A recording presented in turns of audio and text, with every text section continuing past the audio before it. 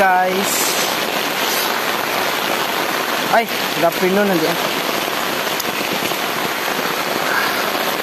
So karon pa uli ko gikan ko nagkuha niyong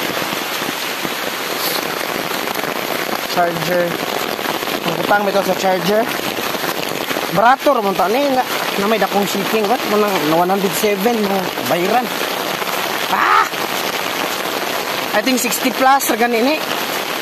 Kung saon mas mahal pa ni sa phone case, 92 ra. Kani 107. Ing na. Pero saan man, that's life. Sa race. Ang uwan na guys. I don't know nga nung uwan. Maybe yung ani ra din January. Reminder ha, January 2025. Hindi ra nahibaw-an, Pasko na pod, Ginoo. Dali ra kayo ng panahon no. Nga na man ang buhay. Dali rang panahon niya. Itong mga na-try ani, daghan nga itag mga na-miss nga opportunities kay mo lagi. Anang di pud ta mo try ba? Na magmahay na ra ba jud tay nag-after. Sige na tag-ing man pag may try god duwahin mo. Na uwahi na. Sus. So karon kapit ang tuong sa inos. Kapit ang tuong sipon.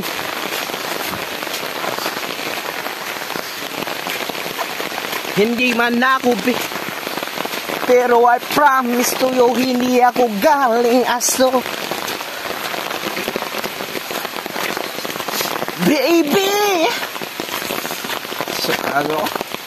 Arang uwana eh. Basa ng screen sa sipi. That's ayop eh.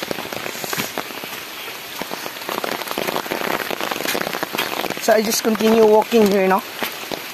Just hinahinay lang tagamay kay usa ba nga tong ankle. Unsa na tong ankle?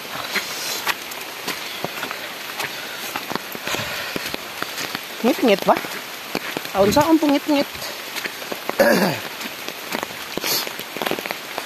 Wuhu. Hihi. Wuhu. Hihi. Wuhu. Wuhu.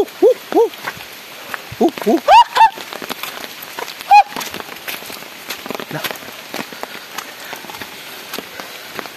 I'm holding my parcel. Hi. I'm excited to put it in my charger because you know it can prevent further or any further damages for to the connector in my charger port. You know, mahal ba yan ang palit na pagbago niya? Di na same sa, I mean, the quality of the watts bitaw. Di ba naman nasa Redmi, Xiaomi nga mga phone, mga chargers nga 33 watts, 45 watts fast charging. And then malit ka og cable lain anang mga merkado or any store, hindi na ingon ana ka fast charging, you know. Tag kuha na lang siguro 18 to 20 watts. Di na the same sa 33 watts fast charging. Alright. Shiba Bullet D.